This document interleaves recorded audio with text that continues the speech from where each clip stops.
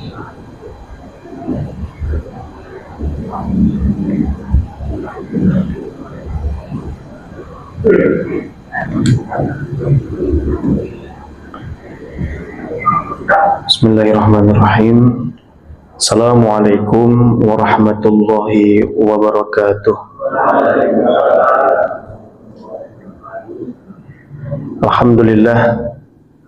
Alhamdulillahilladzi qad ja'alana mu'minina ukhuwatan fid din. Asyhadu an la ilaha illallah wa asyhadu anna Muhammadan 'abduhu wa rasuluhu la nabiyya wa la rasulahu ba'dah. Allahumma la ilma lana illa ma 'allamtana warzuqna fahma. Allahumma inna nas'aluka ilman nafi'an wa rizqan thayyiban wa amalan mutakabbalan. Amin. Amma ba'du. Ma'asyiral muslimin, Bapak Ibu hadirin hadirat rahimani wa rahimakumullah. Semoga ingkang sepindah kita lajengaken malih raos puji syukur dumateng Allah Subhanahu wa taala. Ing dalu menika kula lan panjenengan sami tasih pinaringan kathah kanikmatan inggih menika nikmat iman Islam, sehat sempat lan sedaya nikmat ingkang tentunipun boten saged kula lan panjenengan sami hitung. Ingkang paling penting sumangga kula lan panjenengan sami sareng-sareng membuktikan dumateng Allah Subhanahu wa taala dari segala bentuk kenikmatan menika saged kula lan panjenengan sami lakukan dengan kebaikan lan mugi-mugi pengaosan ing dalu menika kalebet amal soleh ingkang dados bukti syukur kula lan panjenengan sami dumateng Allah Subhanahu wa taala. Amin. Shalawat dan salam boten kesupen semoga kula lan panjenengan sami unjukaken dumateng Nabi kita Rasulullah Muhammad sallallahu alaihi wasallam, keluarganipun, sahabat, tabi'in, atba'ut tabi'in lan sedaya umatipun Kanjeng Nabi ingkang istiqomah. Lan mugi-mugi kula lan panjenengan sami mangke ten yaumul akhir insyaallah pinaringan syafaatipun. Amin ya rabbal alamin. Hadirin Bapak Ibu rahimani wa rahimakumullah, sholihin sholihat yang semoga senantiasa di dalam ridhaan Allah Subhanahu wa taala. Alhamdulillah kula lan panjenengan sami sampun tepang kalih bulan Sya'ban, ya, tepatnya di ba'da maghrib ini sudah tanggal 2 di bulan Sya'ban. Artinya bulan Ramadan sebentar lagi akan tiba dan ini perlu adanya sebuah perhatian lebih, ya. Kula lan panjenengan sami sebagai seorang hamba tentunya paham dan sadar setiap daripada kedatangan Ramadan itu merupakan kedatangan yang pantas untuk kita jadikan sebuah renungan, ya. Maka Ramadan seseorang itu akan menjadi sesuatu yang bermakna ketika kita mampu menjalaninya dengan baik, ya. Maka sebaliknya Bapak Ibu sekalian, ketika Ramadan kita atau persiapan kita tidak maksimal, maka yang akan menjadikan Ramadan kita juga tidak akan maksimal. Maka dari itu hadirin Bapak Ibu rahimakumullah, Imam Ibnu Rajab Al-Hambali niku nate ngendikan ten kitab Lataiful Ma'arif. Beliau menyebutkan bulan Rajab itu adalah bulan untuk menanam, kemudian bulan Sya'ban bulan untuk menyirami atau merawat, bulan Ramadan adalah bulan untuk memanen. Kinten-kinten enten napa mboten Bapak Ibu, tiyang niku manen ning mboten nandur. Nuku nggih. Ya. Tapi nek secara konsep umum jenenge tiyang niku pengen manen nggih kudu nandur.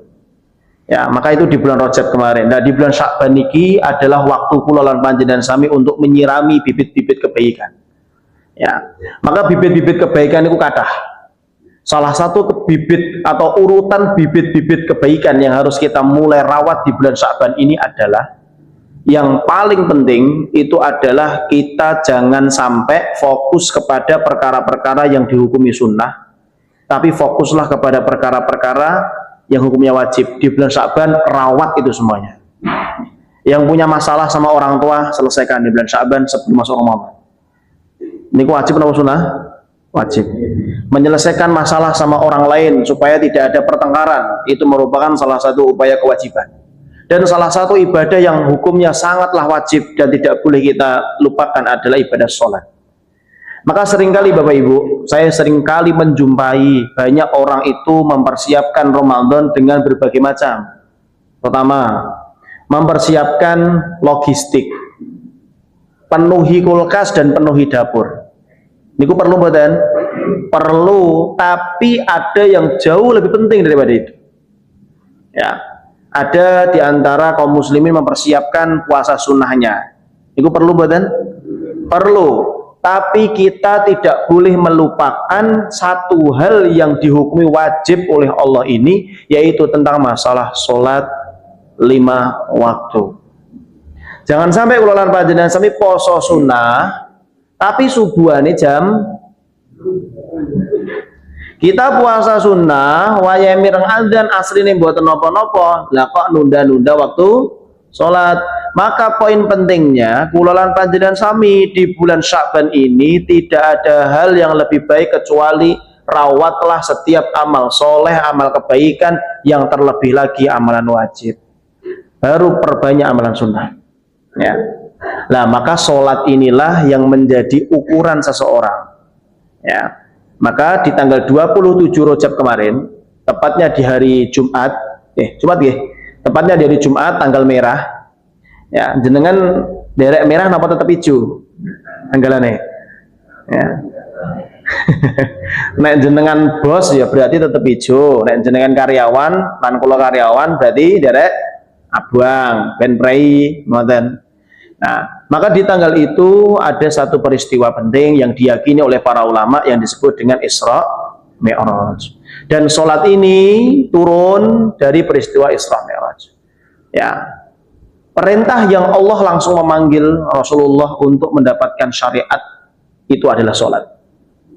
Sedangkan perintah-perintah yang lain Allah menitipkan wahyunya kepada malaikat Jibril. Ya, maka pada malam hari ini Bapak Ibu sekalian, di dalam rangka untuk menghidupkan kembali semangat kita untuk mengamalkan amalan wajib ini berupa sholat ini, maka kita mencoba untuk mengulang kembali salah satu peristiwa itu, ya, supaya kita kembali mengingat ternyata sepenting itu memang sholat itu di mata kaum muslimin. Ya. Maka kami ingin memulai ingin memulai kisah ini dari tahun ke-10 kenabian. Sebelum Isra Mi'raj, tahun 10 kenabian, itu ada satu peristiwa penting, yang mana peristiwa ini menjadi peristiwa yang sangat menyedihkan bagi Rasulullah Muhammad SAW. Inggih menika di tahun ke-10 kenabian, Rasulullah ditinggal oleh istri beliau, Ibunda Khadijah radhiyallahu anha, dan ditinggal oleh paman Nabi Abu Thalib di tahun yang sama. Padahal Bapak Ibu sekalian, Ibunda Khadijah dan Abu Thalib ini merupakan dua manusia yang menjadi tameng terdepannya Rasulullah daripada orang-orang kafir Quraisy. Kenapa demikian? Pertama, Abu Thalib, pamannya Nabi, ini kenapa disebut tamengnya Rasulullah? Karena Abu Thalib ini menjadi salah satu di antara orang-orang yang sangat dihormati di suku Quraisy. Maka orang-orang tidak berani menyinggol Nabi Muhammad ketika Abu Thalib masih hidup. Ya, karena kalau macam-macam iki ponakanku, ya nek nganti macam-macam kamu yang akan habis. Karena Abu Thalib ini salah satu pemuka suku Quraisy dan sangat dihormati. Ya, apalagi dari Bani Hashim. Yang kedua, Ibunda Khadijah. Ibunda Khadijah radhiyallahu anha ini menjadi salah satu donatur paling besarnya Rasulullah di dalam dakwah.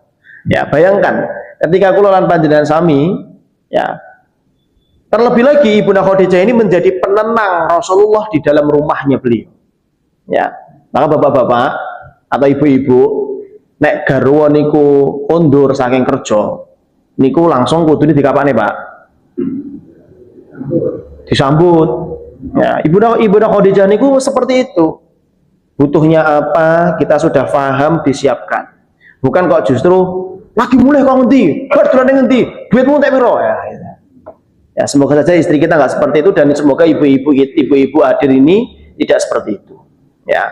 Kemudian hadirin rahimani wa rahimakumullah, itu kisah singkatnya di awal dari situ. Kemudian Rasulullah memilih untuk melakukan satu safar, yang mana tentunya ini perintah dari Allah Subhanahu wa taala untuk hijrah ke kota Taif. Nah, yang menariknya ternyata Rasulullah hijrah ke kota Taif ini untuk melanjutkan risalah kenabian dan risalahnya Allah Subhanahu wa taala untuk menyebarkan dakwah Islam di sana. Dan alasan lainnya, para ulama menyebutkan kenapa Rasulullah di masa-masa sedih itu kan disebut dengan amul husni, di tahun ke-10 kenabian itu, tahun kesedihan. Rasulullah ingin menghilangkan atau meredakan kesedihan yang dirasakan oleh Rasulullah Muhammad SAW dengan apa? Berpindah dari kota Mekah ke kota Taif. Maka ini menjadi satu kaidah dan ini selaras dengan apa yang disampaikan oleh Imam Asy-Syafi'i. Bapak Ibu menawi panjenengan niku nembe enten masalah ning ati, salah satu upaya menyembuhkannya adalah jalan-jalan. Saestu. Piknik. Tapi nggih mboten kudu tebih piknik niku. Contoh nek tenangan mriki ten omah kok atine kok sesep, kelingan wong-wong sing nyakiti, mungkin jenengan nembe bar disakiti, mang piknik dolan keluar rumah. Contoh ten pundi? Bandara contoh. Contoh delok pesawat. Nek misal kurang pripun-pripun ten waduk. Ya, sing penting keluar rumah. Ya, kata Imam Syafi'i, orang yang bersafar, orang yang melakukan sebuah perjalanan, pertama orang itu akan mendapatkan ilmu baru. Yang kedua akan mendapatkan kawan baru. Ya. Dan beberapa ulama menyebutkan jalan-jalan itu menyembuhkan luka. Menyembuhkan luka. Ya. Maka tiang-tiang niku sing atine niku kathah penyakit.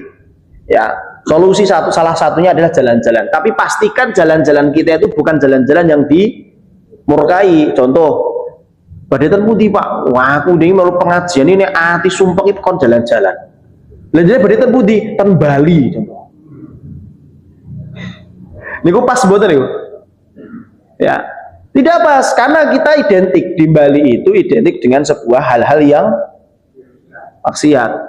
Dengan di Bali niku ya, walaupun ya saya tidak memiliki keinginan sama sekali kembali dan belum pernah kembali. Di Bali niku kalau kita lihat dan ceritanya teman-teman niku di Bali niku banyak di beberapa titik niku perempuan-perempuan niku pun boten ngangge klambi meleh. Ya, nganggone namung pakaian dalam. Niku nek cara kula lan panjenengan sami ningali ngoten niku seneng napa gelisah? Padahal nembe kapan lo dibahas loh.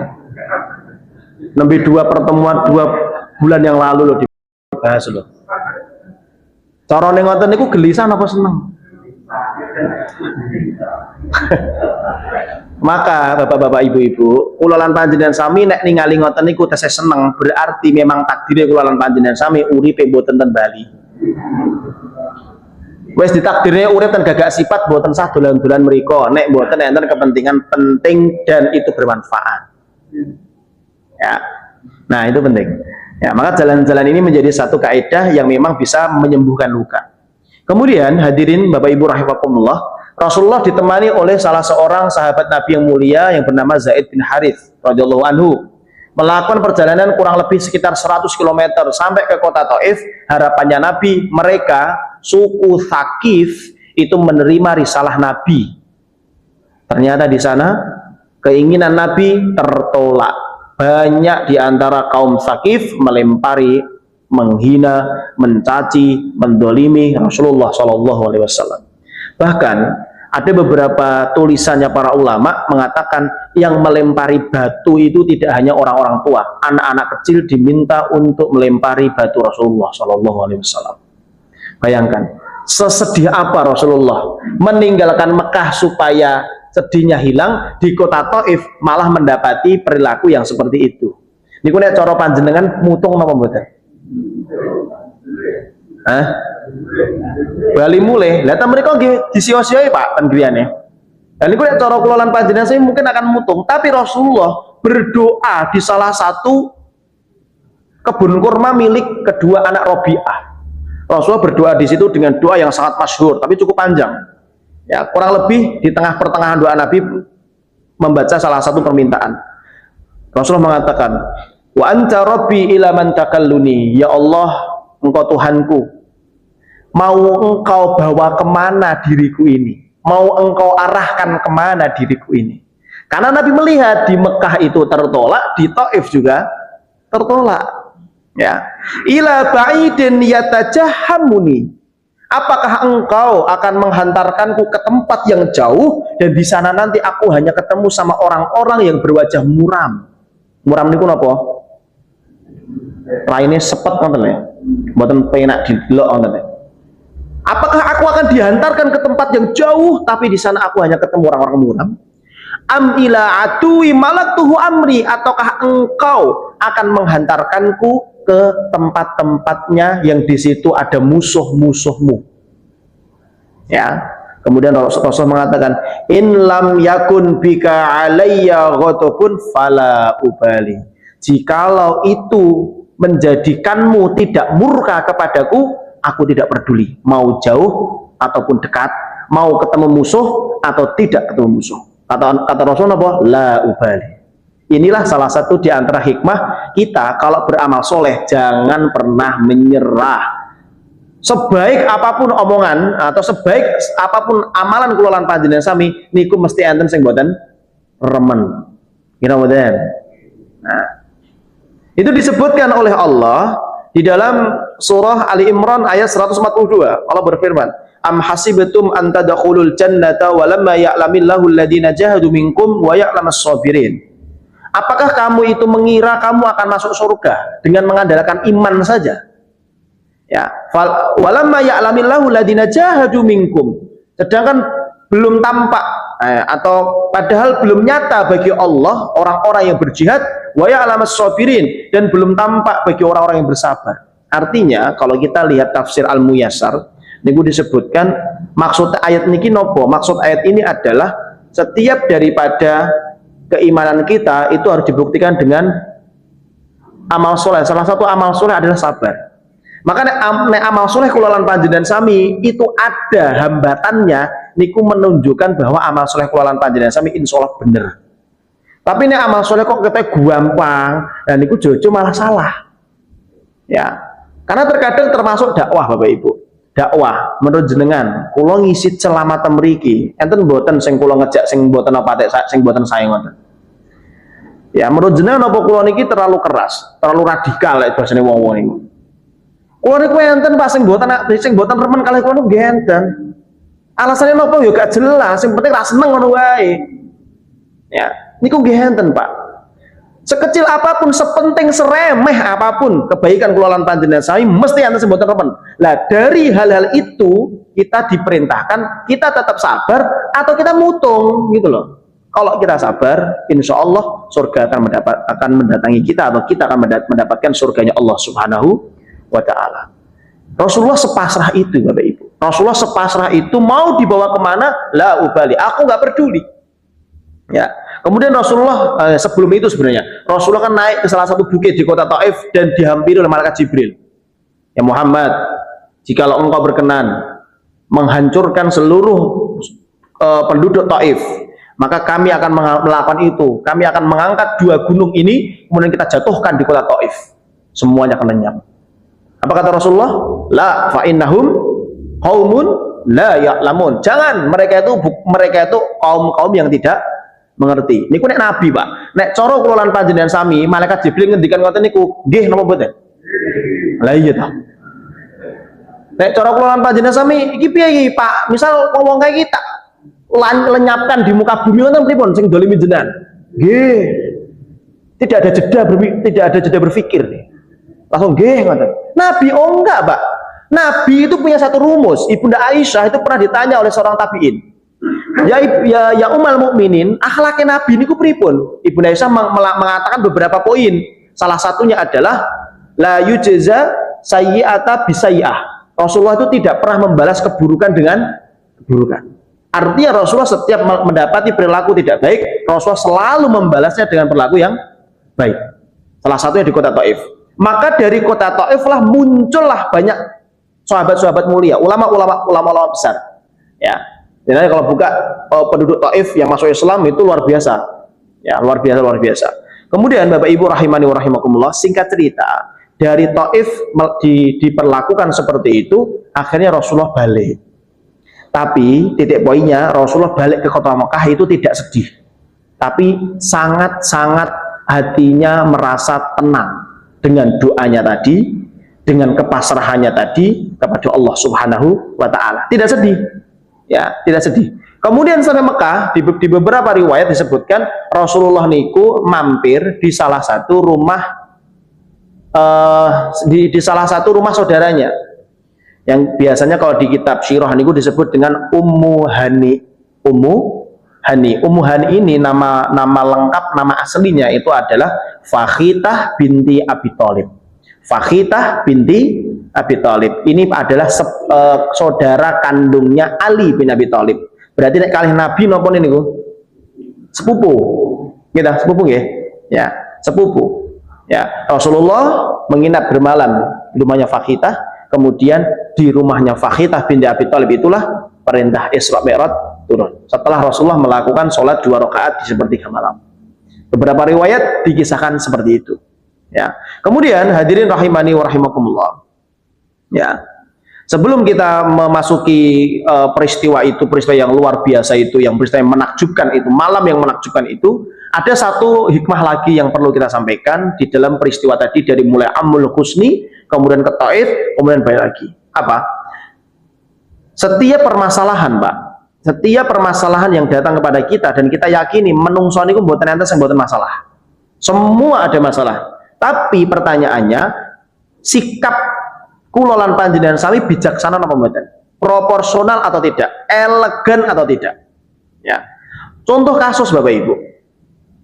Rasulullah ketika di kota Taif tadi tidak marah, tapi justru mendoakan. Justru mendoakan. Di kisah lain, ini pernah saya kisahkan atau belum ya? Ketika Rasulullah itu setelah perjanjian Hudaybiyah, Rasulullah memiliki kesempatan besar untuk melebarkan sayap dakwah. Akhirnya Rasulullah mengirim surat dakwah untuk ajakan masuk Islam kepada para raja-raja, Raja Persia dan lain sebagainya. Raja Persia di waktu itu sangat berkuasa dan tidak terima, marah ketika diajak Nabi Muhammad lewat surat itu untuk masuk Islam. Kemudian mengutus prajuritnya untuk pergi menangkap Muhammad. Ya, singkat cerita, datanglah ke rumahnya Nabi dan pengawalnya ini bilang, "Hai Muhammad, kami diperintahkan oleh raja kami untuk menangkapmu." Ya, apa kata Nabi, Pak? Nabi menyikapinya dengan elegan. Niku nek cara kula lan panjenengan sami ginjal-ginjal mboten nek ditangkap ngoten niku. Panik napa mboten? Panik. Tapi Nabi ketika ada orang yang mau menangkap Nabi, Nabi mengatakan begini, "Kamu menangkap aku, ya, berarti kamu mau membicarakan perkara yang penting." Gitu. Iya, kalau begitu bicarakan besok saja. Kamu kelihatannya capek, perjalanan jauh, berhari-hari, berpuluh-puluh hari. Sudah, kamu istirahat saja. Kalau ada keperluan untuk menangkapku, besok kita bicarakan. Itu Nabi itu. Aneh, Pak, prajurit niki manut. Besok paginya akhirnya terjadilah satu obrolan. Sebelum si prajurit ini mau menangkap Rasulullah, Rasulullah tanya, "Mas, aku ameh teko. Kumismu dawa kuwi sing ngekoni sapa? Kumismu panjang itu yang nyuruh siapa?" Kata prajurit ini, "Kumisku panjang ini yang memerintahkan adalah raja kami, Tuhan kami." "Oh, kalau begitu jenggotku ini panjang, yang menyuruh adalah Allah, Tuhanku."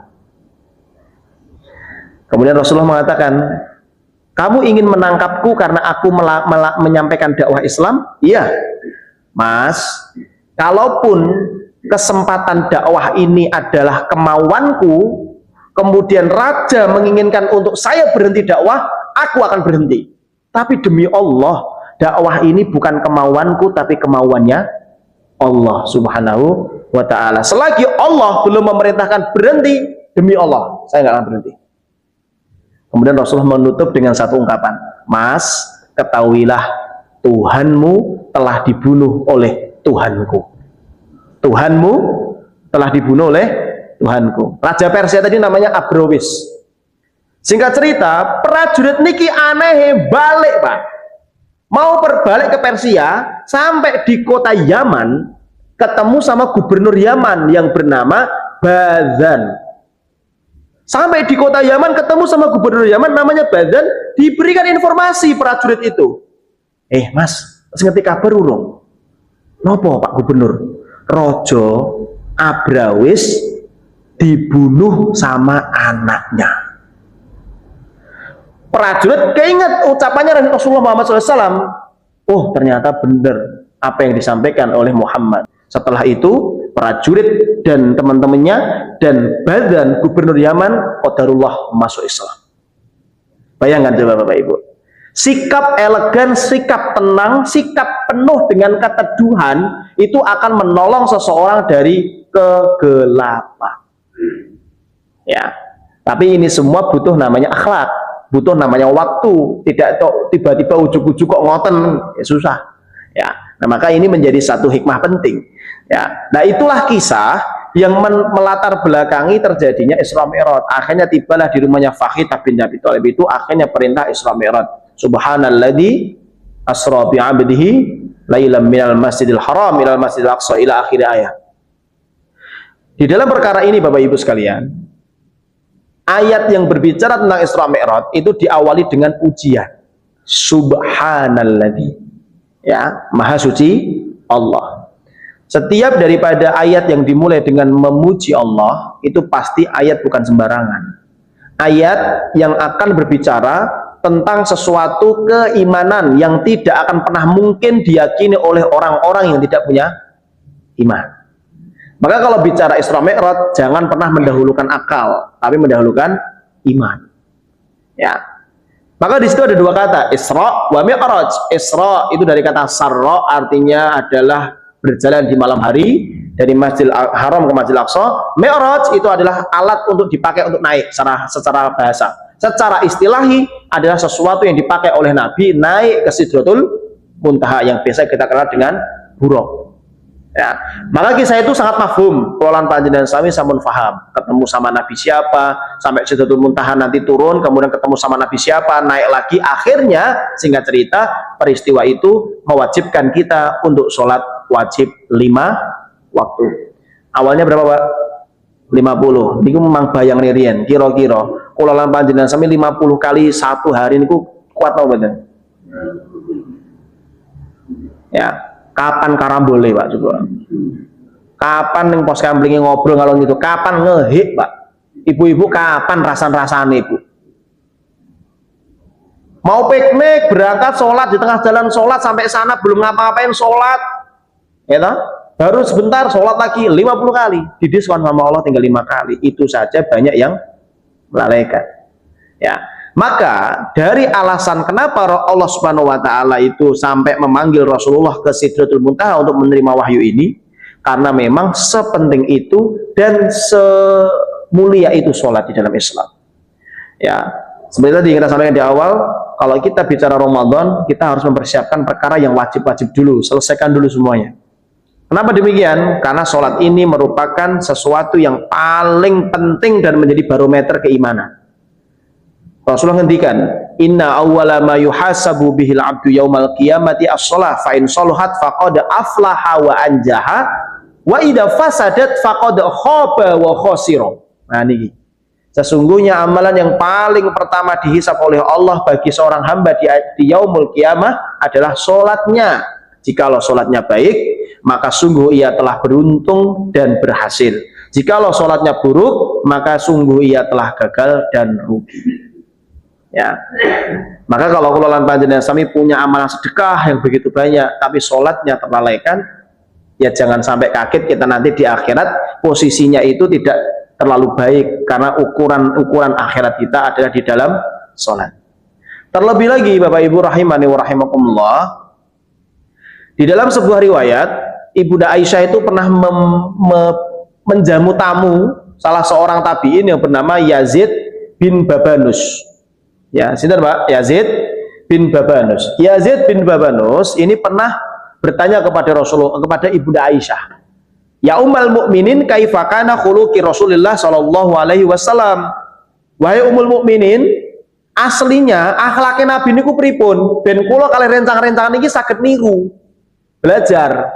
Kemudian kata Ibunda Aisyah, qalat kana khuluqi Rasulillah sallallahu alaihi wasallam Al-Qur'an. Akhlake Nabi niku tertuang di dalam Al-Qur'an. Nek pengen ngertos akhlake Nabi nggih maos Quran. Terus Quran sing pundi? Ya, kemudian Ibu Aisyah itu paham. Ibu Aisyah memperinci ayat apa yang menjadi akhlak Nabi. Apa kata Ibu Aisyah? Faqara'at qad aflahal mu'minun hatta intahat walladzina hum ala shalawatihim yuhafidun.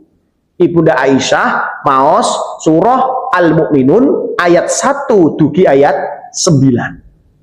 Kata Ibunda Aisyah, hakada khuluqi Rasulillah. Inilah akhlaknya Rasulullah. Diperinci malih, diperes satu Quran, diperes malih jadi 9 ayat. Nah, di 9 ayat niku adalah akhlaknya Rasulullah. Dan orang-orang yang saged melakukan dari mulai qad aflahal mu'minun sampai ayat 9. Apa kata Allah? Ulaika humul warithun. Mereka itu menjadi pewaris. Pewaris napa? Alladzina yarithunal firdausi hum fiha khalidun. Mereka menjadi pewaris surga Firdaus. Maka kalau kita perhatikan Bapak Ibu sekalian, ayat 1 sampai ayat 9 itu kan akhlaknya Nabi kata Ibu Aisyah. Dan kita harus percaya karena Ibu Aisyah adalah istrinya Nabi. Tapi ada satu fakta yang menarik. Dari akhlaknya Nabi itu, di surah itu, 1 sampai 9 itu, ada satu akhlak yang terulang sampai 2 kali. Tentang perkara sholat. Tentang perkara sholat. Ya. Ayat kedua, alladzina hum fi sholatihim khasyi'un. Kita kalau bicara sholat, pasti bicara khusyuk. Khusyuk itu adalah ruhus sholat, rohnya sholat. Yang kedua, di ayat 9, walladzina hum ala sholawatihim yuhafidun. Kita bicara tentang bagaimana kita diminta oleh Allah untuk menjaga pelaksanaan waktu sholat. Ya, jangan sampai bolong, menyepelekan atau menunda saja itu salah, apalagi sampai tidak sholat. Ini ada 2 hal, khusyuk dan menjaga pelaksanaan sholat. Pertama Bapak Ibu, kalau kita bicara khusyuk, nah tentunya ini bisa menjadi bekal kita untuk menyambut Ramadan. Jangan sampai kita masuk Ramadan, sholat kita masih berantakan, masalah waktu dan masalah kualitas. Kalau kita bicara khusyuk, hadirin rahimakumullah, Imam Ibnu Abbas niku meriwayatkan bahwa makna khusyuk itu adalah khosyah. Apa niku khosyah? Takut. Tiang niku nek landasane sholat karena takut adabnya Allah, niku pun mesti khusyuk. Niku mesti khusyuk. Kaidah yang kedua, Muhammad bin Sirin, salah seorang tabi'in, beliau mengatakan dulu di zaman Rasulullah dan para sahabat sebelum ayat alladzina hum fi sholatihim khasyi'un ini turun, Rasulullah dan para sahabat pernah di fase sholat menghadap ke atas, tidak menghadap ke tempat sujud. Maka setelah ayat ini turun, seluruh pandangan Nabi dihadapkan ke sekitaran tempat sujud. Dan ini upaya kita untuk khusyuk. Yang ketiga, selaraskan antara bacaan dan doa. Nah ini penting. Ya, jenengan, ini saran kula nggih, jenengan angsal napa nderek napa mboten. Jenengan silahkan cari buku Pak tentang masalah tadabur bacaan sholat. Tadabur bacaan sholat. Kalau memang nggak ada tadabur, cari bacaan sholat yang ada artinya. Kenapa? Kata Sufyan Ats-Tsauri, beliau mengatakan kualitas sholat kita ditentukan dengan sejauh mana kita faham apa yang kita ucapkan di dalam sholat kita. Ya, kalau ulangi sebentar. Sufyan Ats-Tsauri pernah mengatakan kualitas sholat kita itu ditentukan dengan sejauh mana kita faham dengan apa yang kita ucapkan di dalam sholat. Mulai dari iftitah Allahumma ba'id baini atau yang kabiro sampai at-tahiyatulillah sampai salam. Kualitas kula lan panjenengan sami ditentukan dengan sejauh mana kita paham. Ingkang nomor sekawan, yang terakhir dalam perkara khususnya sholat adalah kalau kula lan panjenengan sami ingin memperbaiki kualitas sholat, jalan yang paling penting adalah perbaiki kuncinya sholat, yaitu wudhu. Wudhu ini penting. Jangan sampai kula lan panjenengan sami memiliki cita-cita sholat khusyuk, tapi wudhunya tidak sempurna. Padahal di dalam kitab Al-Bihar Az-Zakhirah fi Asbabil Maghfirah ini disebutkan salah satu di antara pelebur dosa, ya, penggugur dosa itu salah satunya adalah menyempurnakan wudhu. Maka kula lan panjenengan sami ketika menyempurnakan wudhu, selain memudahkan kita untuk sholat khusyuk, di sisi lain menggugurkan dosa. Itu di dalam kitab Al-Bihar Az-Zakhirah fi Asbabil Maghfirah, tulisan Dr. Said Hussein Al-Afani. Dan itu menarik. Ya, maka 4 hal ini Bapak Ibu sekalian, kalau kita perhatikan, maka insya Allah atau kita amalkan, maka insya Allah bukan tidak mungkin sholat kita akan semakin baik. Dan tidak ada cita-cita seorang mukmin di dunia kecuali mendapatkan kekhusyuan dalam sholat. Kaya boleh silahkan, tapi nek gak jadi kaya juga apa-apa. Ya, kita mau sukses dunia boleh, tapi nek kenyataan gak jadi ya gak apa-apa. Kita punya cita-cita khusyuk, kok sampai gak khusyuk, jangan sampai itu loh. Harus khusyuk, minimal kita harus mampu menjadikan sholat kita setiap tahunnya itu berubah. Ya, maka setiap dari bacaan sholat itu diperhatikan Bapak Ibu, apa itu namanya, diresapi, Allahumma ba'id baini wa baina khotoyaya, sampai seterusnya. Itu kalau kita resapi Bapak Ibu akan mendapati pendalaman makna. Ya, akan mendapati pendalaman makna. Maka salah satu faktor kenapa kita kalau sholat Allahu Akbar kelingan duitnya sing ilang, itu salah satu faktornya. Kenapa? Karena yang kita baca Allahu Akbar itu kita nggak paham apa maksudnya Allahu Akbar, kan begitu. Maka kalau kita mau membaca kitab tadabbur bacaan sholat, walah itu masya Allah, kita akan merasa tiba sholat kulolan panjenengan sami selama ini kita rodok rapate tenanan. Ya, karena tidak bisa merasakan keindahan di dalam sholat. Kemudian yang kedua, ya ini masalah khusyuk. Yang kedua tentang masalah walladzina hum fi sholatihim khosyi'un, walladzina hum ala sholawatihim yuhafidun, penjagaan waktu sholat. Kalau tanglet Bapak Ibu, kita sepakat bahwasanya sholat di tepat waktu itu baik dan lebih afdal. Cuman di antara kaum muslimin laki-laki dan kaum muslimat perempuan, dengan segala bentuk kemudahan, dengan segala bentuk kefadilahan laki-laki dan perempuan, kira-kira di antara muslimin dan muslimat, mana di antara mereka berdua yang seharusnya lebih gampang sholat tepat waktu? Laki-laki atau perempuan? Laki-laki atau perempuan? Ibu-ibu, laki-laki atau perempuan, Bu? Nah, ini buatan mireng nih. Laki-laki dengan sholat jamaahnya, perempuan dengan sholat di rumahnya. Kira-kira mana yang lebih mudah untuk melakukan sholat tepat waktu? Perempuan apa laki-laki, Pak?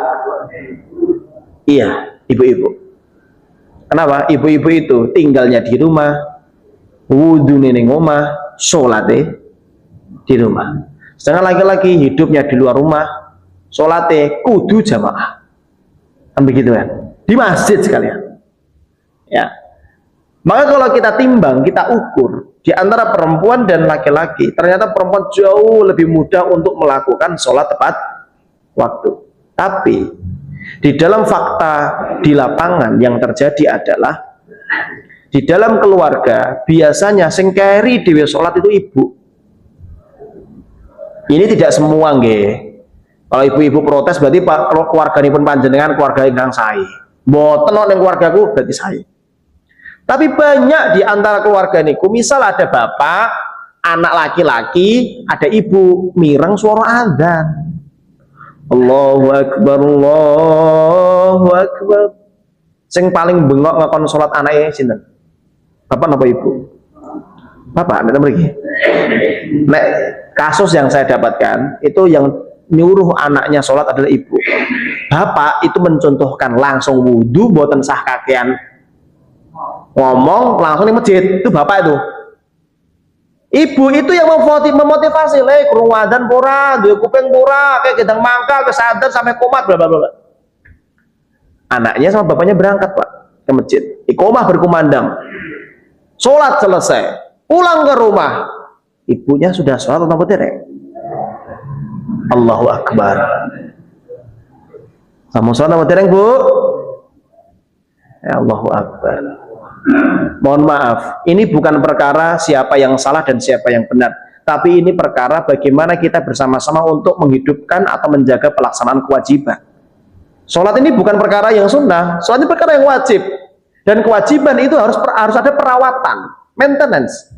Bulan Sya'ban ini bulan yang paling pas untuk kita merawat, memperbaiki kembali sholat wajib kita sebelum ketemu sama Ramadan.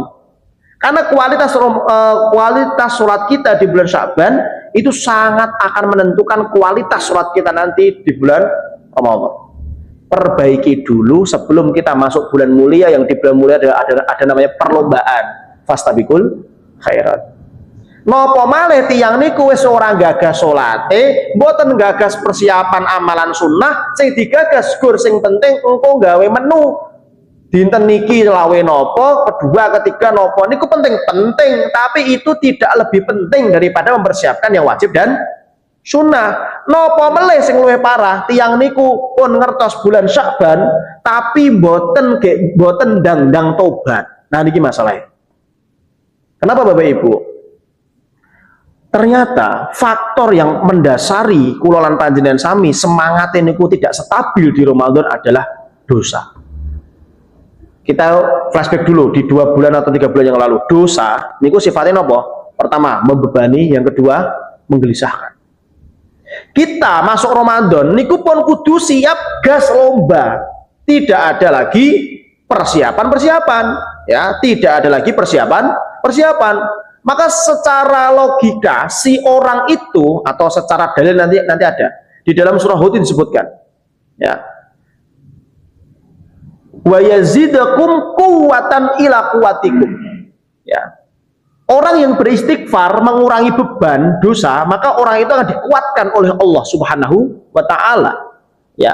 Tapi orang-orang yang akan senantiasa beristighfar itu juga akan mendapatkan, kalau bebannya kurang, maka otomatis orang itu akan lebih mudah menjalani Ramadan, akan dikuatkan oleh Allah Subhanahu wa taala. Misal Pak, ini mungkin merasa sampaikan ketika menjelang Ramadan, ada lomba balap lari, bapak-bapak ikut 1, 2, 3, 4, 5 lomba lari, jangan ikut karena hadiahnya mungkin gede. Di hari H niku enten peraturan tambahan. Peraturannya nopo? Balapan Melayu kalih gendong bojone dewi-dewi. Pertanyaannya, bobote garwa tiyang gangsa niku padha napa benten? Benten. Misal, nomor pertama bobot garwane niku enteng 45 kilo, nomor 2 50, nomor 3 55, nomor 4 60 kilo, nomor 5 garwane bobotnya 85 kilo. Ini misal. Siapa di antara mereka sing ora semangat lomba? Sinten? Sing bojone malah justru malah mungkin si bapaknya akan mengatakan, wis rasah melu ya Bu ya, timbange boyoku ucul, mboten kuat ucul. Tapi gendong 85 kilo padahal mungkin bapaknya namung kuru, ngoten repot. Sudah tidak menikmati namanya lomba hadiah sebesar apapun. Tapi orang yang gendong istrinya 45 kilo, enteng semangat. Walah, enek tambah nih kilo, semangat aku. Enteng Pak. Finish, selesai, dan dia juara. Itulah ibarat ketika kula lan panjenengan sami masuk Ramadan, bahwa bebannya banyak atau sedikit.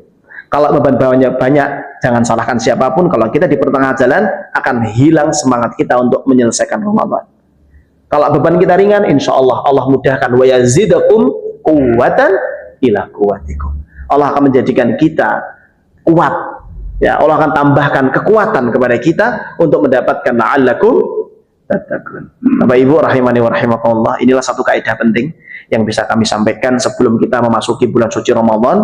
Maka walazimilah setiap kebaikan, setiap amal soleh. Yang masih punya musuhan sama temennya, yang masih punya musuhan sama saudaranya, sama tetangganya, selesaikan di bulan Sya'ban.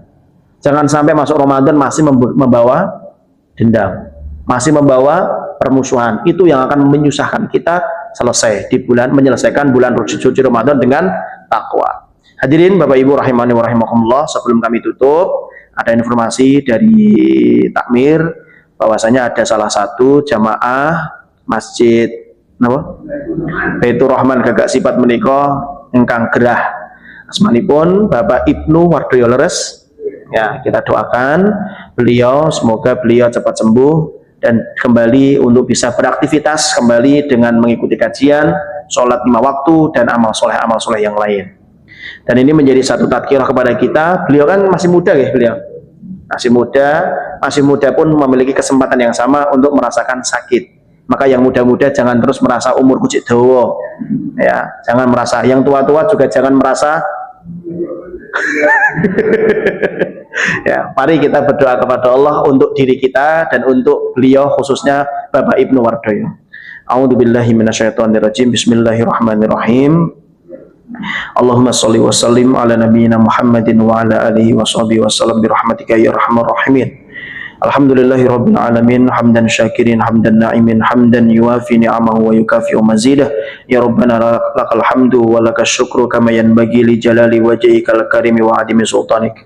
Allahumma ighfir lana wa li ikhwanina alladhina sabaquna bil iman wa la taj'al fi qulubina ghillan lil ladzina amanu rabbana innaka ra'ufur rahim. Allahumma ighfir lana wa li walidina warhamhum kama rabbawna shighara. Allahumma inna nas'alukal huda wat tuqa wal afafa wal ghina. Allahumma rabban nas adhibil ba'sa ishfi anta syafi la shifaan illa shifauka shifaan la yughadiru saqama. Allahumma shfi khassah li Bapak Ibnu Wardoyo. Allahumma shfi khassah li Bapak Ibnu Wardoyo. Allahumma shfi mardona wa marado jami'il mu'minin ya arhamar rahimin. Rabbana hab lana min azwajina wa dzurriyyatina qurrata a'yun waj'alna lil muttaqina imama. Allahumma sahil umurana wa sahil umura jami'il mu'minin. Allahumma yassir umurana wa yassir umura jami'il mu'minin ya arhamar rahimin. Rabbana atina fid dunya hasanah wa fil akhirati hasanah wa qina adzaban nar. Wa sallallahu ala nabiyyina Muhammadin wa ala alihi wa sahbihi wasallam walhamdulillahi rabbil alamin. Makaten Bapak Ibu ingkang saged kula aturaken menawi kathah kelepatan kula nyuwun agungi pangapunten. Assalamualaikum warahmatullahi wabarakatuh.